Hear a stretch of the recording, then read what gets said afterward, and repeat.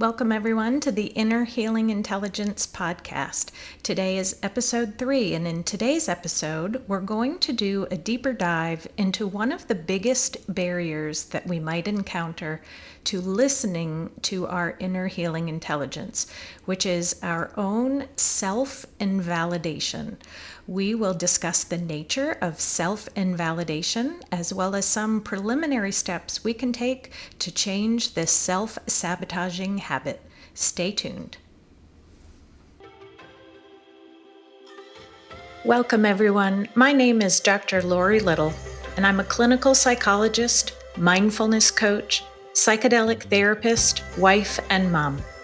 My passion is helping people learn to listen to and trust their inner healing intelligence, that part of us that is always moving towards health and growth.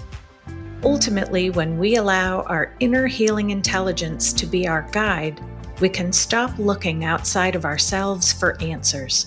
We can experience more joy, more peace, and more connection with others than we may have ever thought possible. Although it may sound simple, it is by no means easy. Join me as we discuss the many challenges and opportunities that listening to your inner healing intelligence can bring to your life. Welcome back, everyone. This is Dr. Lori Little, and today we will be discussing in more detail how self-invalidation prevents us from being able to listen to and to trust our inner healing intelligence. Hopefully, listening to last week's episode on the importance of learning how to be more mindful is helping you to be more present and more aware in general. We are going to build upon that today by practicing awareness of our own inner dialogue and how what we say to ourselves determines how we feel on a daily basis and actually how we really live our lives. Let's start with what is invalidation. To invalidate someone is to say to them that they should not think or feel the way that they do, or even really that they aren't actually thinking or feeling the way that they think that they're feeling. If I say I'm tired and someone says to me, "You aren't tired, you're just bored," that is an example of an invalidating statement. Or if I tell someone I'm anxious and they tell me that I shouldn't be feeling anxious, that's another form of invalidation. What we don't realize is that invalidation can come in a variety of different forms. Some of them can be very obvious and others can be very subtle. So we're going to talk about both the subtle and more obvious forms of invalidation. If we think about invalidation, then of course we need to talk about validation. What really is validation? To validate someone is to say, in some way, shape, or form, I see you, I hear you, I understand your perspective.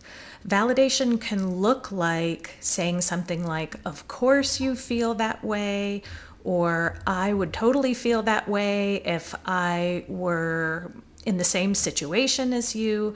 So at its core, validation is really an expression of empathy. When we are empathic with someone, we are allowing ourselves to feel what the other person is feeling. So validation communicates to someone that we understand or we can relate to their experience in some way. Invalidation says, "I don't understand. I don't get it. You should think about this in a different way." And even though it is with the best of intentions, oftentimes our spouses or our friends can be invalidating even when they don't mean to be or don't think that they are being invalidating. So when someone is offering you a solution to a problem when you aren't actually looking for a solution, have you ever had that in your life where you share with someone something that's really painful or difficult or frustrating, and that person immediately goes into problem solving mode, like, hey, did you try this? Or why don't you do this instead? And again, the person has the best of intentions. They want to be helpful. They don't like seeing you in pain because they care about you.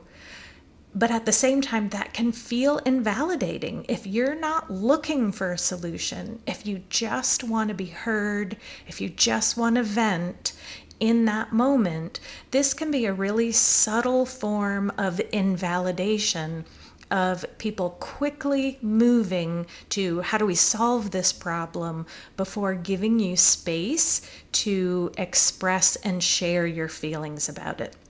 As a therapist, one of the red flags that I look out for that shows that I'm not being validating enough is when the patient has what we call a yes but response. When I get a patient who is continuously rejecting a strategy or a skill that I'm encouraging them to think about, if I'm getting a lot of yes buts, yes, I could do that, but ... that to me is a signal that I am not being validating enough. I have not communicated to the patient that I get it, and I'm not giving them enough space to share their feelings and frustrations. So that's one of my red flags. When I notice a yet but response, that tells me that I need to pivot and I need to sit longer with their feelings and show the person that I get it and I understand. Most of the time, it is human nature for people to need to feel heard and validated before we can go into action and change. Once we feel heard, once we feel understood, once we've been able to express those feelings, we are much more open to the possibility of change. But generally, it is human nature to need to feel heard before we're open or receptive to a new way of thinking about it. One of the things that is important to remember about validation is that validation does not necessarily mean agreement with. And this is where sometimes folks will get a little bit confused or frustrated when someone says, you aren't validating me. And the person says, well, I don't agree with you. I can't validate something I don't agree with. But the reality is we can validate someone on how that person is thinking or feeling, even if we don't agree with their beliefs. So let me give you an example. I have two grown, wonderful children, ages 19 and 21, and my son happens to have pretty significant ADHD and is on the autism spectrum.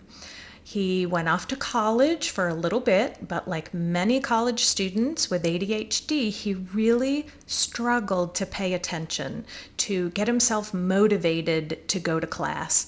And he would share with me how he was feeling really bad about himself and that he felt like he was disappointing me and his dad.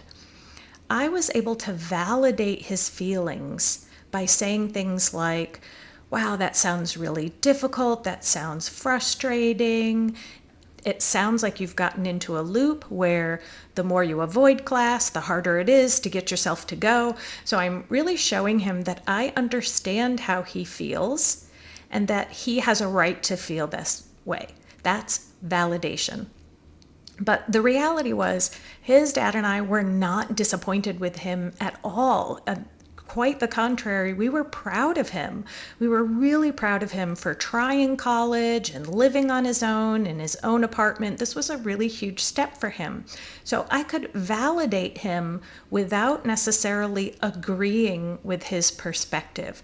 If I only focused on or quickly focused on how he was looking at his own situation all wrong, he probably would have felt that as invalidating, would have shut down and not wanted to share with me. So it's a lot harder to see that someone understands you when you too quickly go into the change or the clarity or how I think about this situation.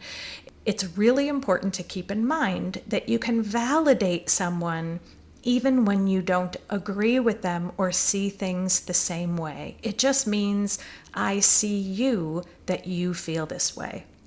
One of the things that can happen is that expressing and communicating empathy can be a very difficult skill to learn if you were never taught it. So if you grew up in a home where thoughts and feelings were really not openly or safely discussed, then this is not going to come naturally to you. I'd encourage you to think about the messages you received in your early years about your thoughts and your feelings. If you were frequently told that you shouldn't think or feel a certain way, or if it was just clear that thoughts and feelings are things that we don't talk about in this family, we don't talk about thoughts, we don't talk about feelings, that in and of itself is a form of invalidation. The most severe form of invalidation is any type of abuse. So to abuse a child is to say to them, literally or just figuratively, your feelings don't matter to me. Essentially, when we're abusing a child, we're saying my anger, my needs supersede yours or the child's in this moment. So children who have been abused grow up to be adults who really struggle, understandably, with feeling that they are important or worthy and that their thoughts and feelings matter.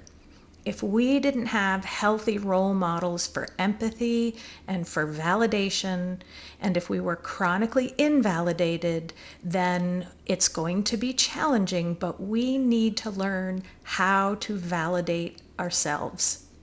If we didn't receive this, we are prone to having those voices from our childhood inside our own heads saying things to ourselves like, I shouldn't be feeling this way, or it's wrong for me to think this way. Learning how to validate yourself will change those messages to, it's okay that I feel this way, but this can be very challenging at first, given how you may have grown up. What we're really working towards is being able to say to ourselves, it's okay that I feel this way. I have a right to feel this way. There's no wrong way to feel in a situation. A few notes to consider just about emotions in general. There really are no such thing as bad feelings. All feelings, regardless of what they are there for a reason. And we can validate ourselves by telling ourselves we have a right to feel this way. We also, in many ways, can't control how we feel, at least initially. Our feelings just happen. They happen as a result of the situation and the thoughts that we're having about it. Our feelings are natural. They are a healthy response. It is part of being a human being. Even the so-called darker emotions like anger or envy or sadness or shame, all of these emotions are normal parts of the human experience. To be clear, however, validating our feelings is not the same as making excuses for our behaviors.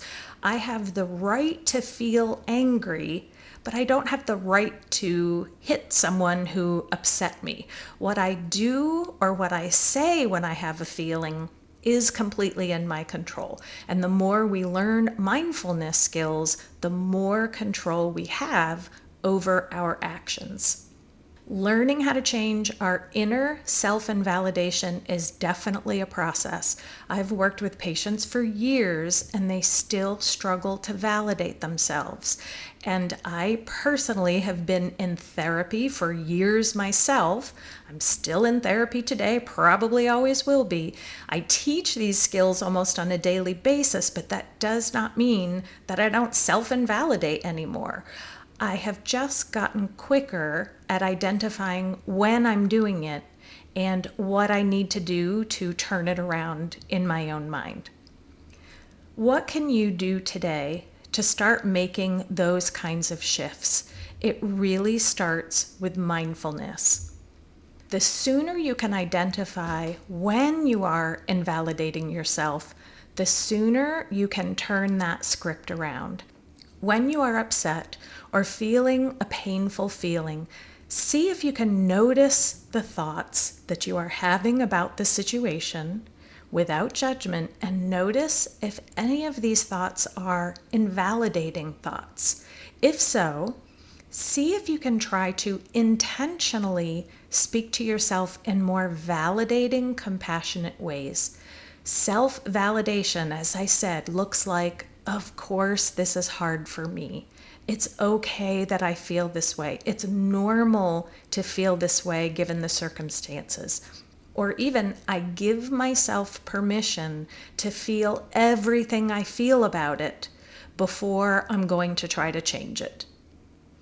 Notice when others also say validating things to you. Notice that feeling inside of being seen and how good that feels.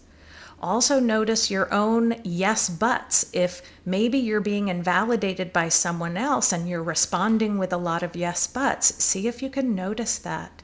And also see if you can ask them to just listen. If someone is offering you a lot of solutions and you don't really want the solutions and that feels invalidating, see if you could practice telling them what you need directly. Because sometimes people just don't know. They assume you're looking for solutions and they don't know that really you just want to be heard. The more aware you are, the easier this will become over time. And you might find that your emotions are not lasting as long or don't feel as intense as they used to, or maybe you just start to notice feeling a little bit more control over your emotions. Let me know other strategies that you use to validate yourself and others, and I look forward to seeing you in the next episode. Thank you so much for joining me today. If you'd like to learn more, you can reach me at lorilittle.com, where I share additional free resources and lots of information. If you enjoyed this episode, it would mean so much to me if you could write a review and share it with a friend. See you in the next episode.